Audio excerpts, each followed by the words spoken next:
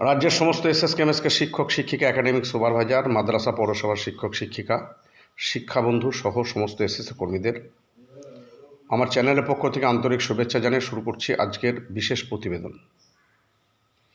দেখুন, আজকের প্রতিবেদন করার মূল উদ্দেশ্য আমার একটাই, যে এখনও আমি দেখতে পাচ্ছি বিভিন্ন গ্রুপে বিভিন্ন রকমের লেখা মন্তব্য।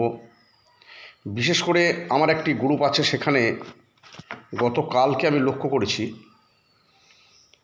যে গ্রুপে যে সমস্ত এসএসকেএমএসকে শিক্ষক শিক্ষিকা আছেন তাদের অনেকেই, কেউ তৃণমূলের নেতা, কেউ বিজেপির নেতা, কেউ বামফ্রন্টের নেতা হতেই পারেন, তাতে কোনো অসুবিধা নেই।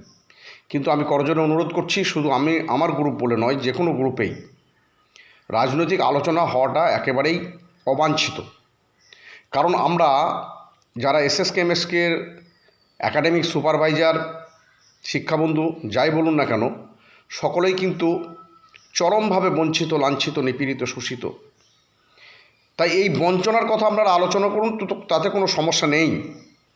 কিন্তু আমি লক্ষ্য করে দেখছি, যারা বিগত সরকার, অর্থাৎ যে ফ্যাসিস্ট সরকার বিগত 15 বছর ধরে সরকার পরিচালনা করলো এবং আমাদের শেষ করে দিয়ে গেল, সেই সময় যাদের মুখে কথা বের হতো না, সরকারের কোনো প্রতিবাদও তারা করতেন না, বরং সরকারের পক্ষেই কথা বলতেন, তারা আজকে আবার নতুন করে এই সরকারের পক্ষে এত বেশি ইতিমধ্যেই গুণগান করছেন, সেটাও বাঞ্ছনীয় নয়। আগে আমরা লক্ষ্য করে দেখব যে আমাদের বঞ্চনা লাঞ্ছনার কোনো অবসান এই সরকার করতে পারে কিনা, তারপর সেটা নিয়ে আলোচনা হবে। যা ওটা আমি বলার একটাই উদ্দেশ্য, যে এই মুহূর্তে কোনো রাজনৈতিক আলোচনা কোনো গ্রুপে করবেন না, এটা আপনাদের কাছে একান্ত আমার করজোড়ে অনুরোধ। শুধুমাত্র নিজেদের চাহিদার কথা, নিজেদের সমস্যার কথা গ্রুপে আলোচনা করুন, তার জন্যই গ্রুপগুলোকে খোলা হয়েছে। বড় বড় নেতা সাজার কোনো কারণ নেই। আপনি যদি বড় নেতা সাজতে চান, বা আপনি যদি চরমভাবে তৃণমূল বিরোধিতা করেন, বামফ্রন্ট বিরোধিতা করেন, যদি ভাবেন যে তার মানে এই সরকার আপনাকে দুহাত ভরে দিয়ে দেবে, এটা ভাবার কোনো কারণ নেই, বা এই সরকারের বিরোধিতা করারও কোনো জায়গা নেই বা করার দরকারও নেই। কারণ মাত্র সরকারের বয়স 3 মাস। এই 3 মাসের মধ্যে যেটুকু আমরা পেতে চলেছি সেটা নেহাত কম নয়।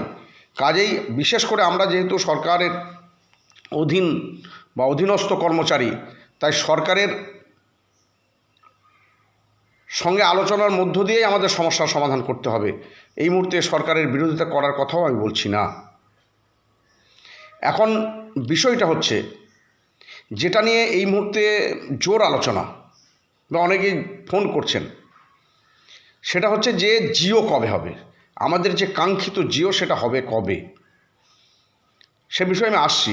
তার আগে কয়েকটি কথা আমি বলে নিতে চাই। আপনারা নিশ্চয়ই সকলেই অবগত আছেন যে বাজেটে সমগ্র শিক্ষার কর্মীদের মধ্যে শুধুমাত্র পার্শ্ব শিক্ষকদের সাম্মানিক বৃদ্ধির কথা ঘোষণা করা হয়েছিল। তো তারপর থেকেই রাজ্যের এসএসকেএমএসকে যারা ভালোবাসে, এসএসকেএমএসকে শিক্ষক শিক্ষিকাদের একটা অংশ, তারা নিরলসভাবে প্রয়াস চালিয়েছেন যে কিভাবে এসএসকেএমএসকে শিক্ষক শিক্ষিকাদের বেতনটা বৃদ্ধি করা যায়।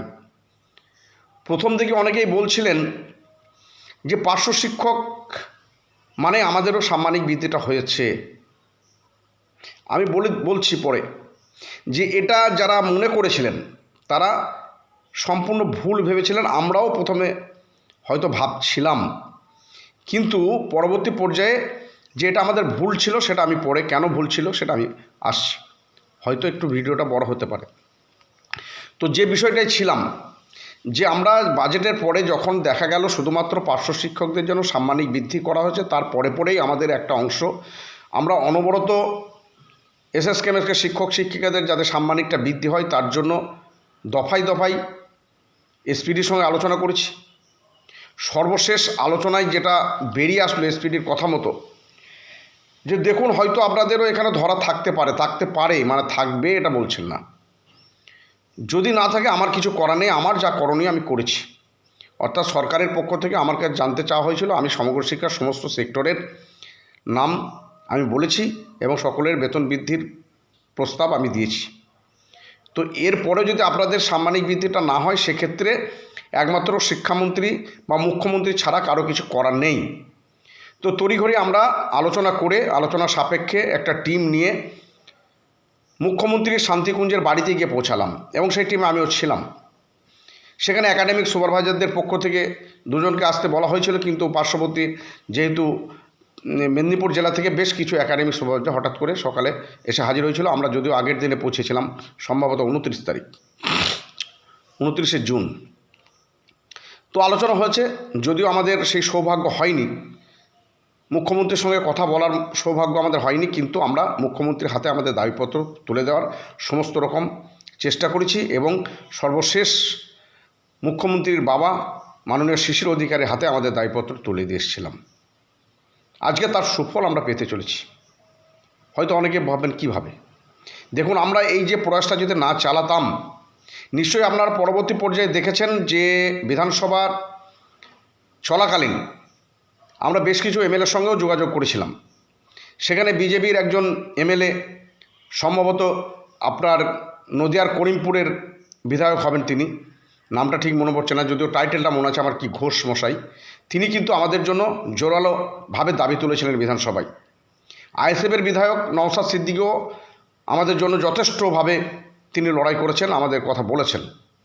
বামফ্রন্টের একমাত্র বিধায়ক মুস্তাফিজুর রহমান রানা, যিনি ডোমকল থেকে নির্বাচিত হয়েছেন, তিনিও এসএসকেএমএসকের কথাটা বলেছেন এবং আমাদের যে বেতন বৃদ্ধির প্রয়োজন, মানে বেতন বললে ভুল হবে, সাম্মানিক বৃদ্ধির কতটা প্রয়োজনীয়তা আছে সেটা তিনি ব্যাখ্যা করেছেন। যাই হোক, সবশেষে আমাদের সাফল্য একটাই, যেটা আমরা শিক্ষামন্ত্রী সবশেষে জবাবি ভাষণে তিনি বলেছেন যে সমগ্র শিক্ষার বেশ কিছু কর্মচারীর বাজেটে সাম্মানিক বৃদ্ধির কথা না থাকলেও পরবর্তী পর্যায়ে আমরা সাম্মানিক বৃদ্ধির কথা সরকার সিদ্ধান্ত নিয়েছে। তার মধ্যে শিক্ষাবন্ধু আছে ৩,২৮০ জন,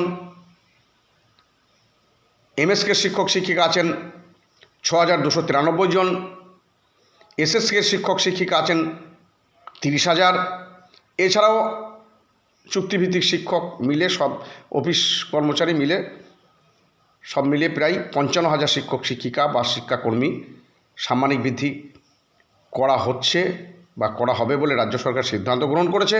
তিনি এটাও বলেছেন যে প্রাথমিকভাবে অর্থ দপ্তরের অনুমোদন পাওয়া গেছে। তার মানে এটা পরিষ্কার হয়ে গেল যে সাম্মানিক বৃদ্ধিটা এসএসকেএমএসকে সহ শিক্ষাবন্ধু বা অন্যান্য যে সমস্ত সমগ্র শিক্ষার কর্মীদের সাম্মানিক বৃদ্ধির কথা সরকার বাজেটে ঘোষণা না করলেও পরবর্তী পর্যায়ে আলাপ আলোচনার মধ্য দিয়ে সর্বশেষ যে সিদ্ধান্ত সরকার নিয়েছে তাতে আরও ৫৫,০০০ কর্মীর, সমগ্র শিক্ষার কর্মীর সাম্মানিক বৃদ্ধি করা হবে বা হচ্ছে। তো এরপরেও কোনো প্রশ্ন থাকতে পারে না বলে আমি অন্তত মনে করছি। যারা এখনও পর্যন্ত প্রশ্ন তুলছেন তারা নেহাত বোকামি করছেন। তবে একটা বিষয়, এই যে অনেকেই যারা বিভ্রান্ত হচ্ছেন তাদেরকে বিভ্রান্ত করা হচ্ছে। আমরা লক্ষ্য করে দেখছি পার্শ্ব শিক্ষকদের ১-২ জন নেতৃত্ব তারা বিভ্রান্তিমূলক কিছু বার্তা দিচ্ছেন, বাইট দিচ্ছেন, তার ফলে আমাদের এসএসকেএমএসকে শিক্ষক শিক্ষিকারা কিছুটা হলেও, বিশেষ করে এসএসকে শিক্ষিকারা চরমভাবে বিভ্রান্ত হয়ে পড়ছেন এবং সেই বিভ্রান্তি হওয়ার ফলে তারা বিভিন্ন নেতৃত্বের কাছে ফোনটা করছেন। আমার কাছে অনেকে এই ধরনের ফোন আসছে, তার জন্যই আজকের এই ভিডিওটা আমাকে আপলোড করতে হলো। আপনারা নিশ্চিত থাকুন, কারো কথায় কর্ণপাত করবেন না, কারণ শিক্ষামন্ত্রী বা মুখ্যমন্ত্রীর চেয়ে বড় নেতা বলে কিছু নেই। কোনো পার্শ্ব শিক্ষক নেতা শিক্ষামন্ত্রী বা মুখ্যমন্ত্রীর চেয়ে বড় কিছু নয়, এটা ভাববেন। যেখানে শিক্ষামন্ত্রী পরিষ্কার ভাষায় বলছেন যে ৫৫,০০০ আরও ৫৫,০০০ শিক্ষাকর্মী, সমগ্র শিক্ষার কর্মীদের সাম্মানিক বৃদ্ধি করা হলো, সেখানে কেউ কেউ বলছেন যে শুধুমাত্র এসএসকেএমএসকে ৬০ অপশনধারী শিক্ষকদের সাম্মানিক বৃদ্ধি করা হয়েছে, বাকিদের হয়নি, ৬৫দের হয়নি। তিনি মূর্খের স্বর্গে বাস করছেন। তার কারণ শিক্ষামন্ত্রী শুধু এসএসকেএমএসকের কথাটা উল্লেখ করেননি, পাশাপাশি এসএসকে ৩০,০০০, এমএসকে ৬,২৯৩ জনের কথা উল্লেখ করেছেন এবং যে সংখ্যাটা বর্তমান আমাদের কর্মরত অবস্থায় আছে, শুধুমাত্র ৬০ যদি সাম্মানিক বৃদ্ধি করা হতো তাহলে এসএসকেএমএসকে মিলে সেই সংখ্যাটা ৩,০০০-এর বেশি নয়। সেখানে তিনি ঘোষণা করেছেন ৩৭,০০০-এর অধিক। এরপরেও যিনি অঙ্কটা বুঝতে পারছেন না, না বুঝে বিভ্রান্তি করছেন, তাদের কাছে করজোড়ে অনুরোধ করব আপনারা এই বিভ্রান্তিটা ছড়াবেন না। আর এসএসকে এমএসকে শিক্ষক শিক্ষিকাদের কাছে আমি করজোড়ে অনুরোধ করব আপনারা কোনো রকম বিভ্রান্তিতে পা দেবেন না, এড়িয়ে যাবেন।